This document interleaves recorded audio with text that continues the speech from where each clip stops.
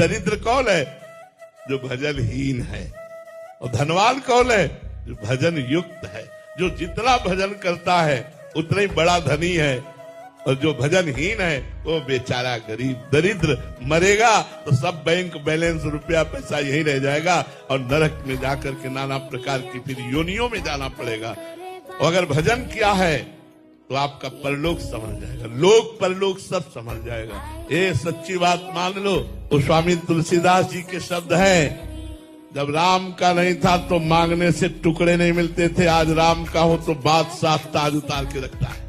लोक परलोक दोनों जगह अगर आनंद प्राप्त करना है तो भगवान की शरण में हो जाओ, भगवान का नाम जप करो, सब तुम्हारा सुखमय हो जाएगा।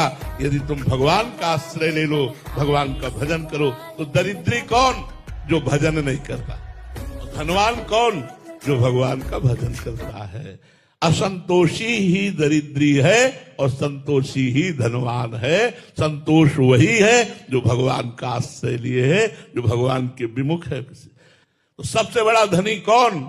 जो श्री भगवान का हो गया। सबसे बड़ा अभागी और दरिद्र कौन? जो भगवान से विमुख हो गया।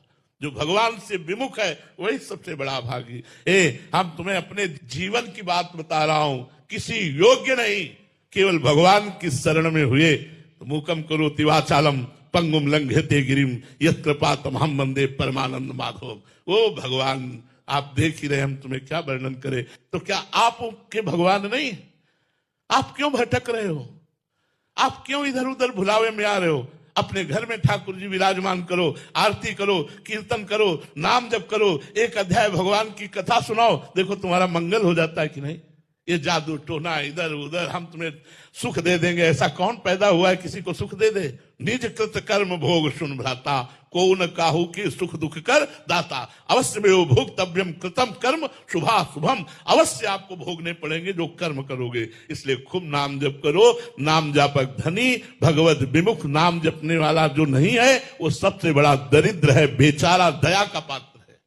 महाराज जी, आपने कहा कि अपने कर्म भोगने पड़ेंगे, हमसे गलतियां हो गई इसी जन्म में, अभी कैसे मतलब भोगने ना पड़े, ऐसा कोई विधान है? हाँ देखो, अगर हमारा सुप्रीम कोर्ट फांसी निश्चित कर दे, एक रास्ता है, राष्ट्रपति क्षमा कर दे।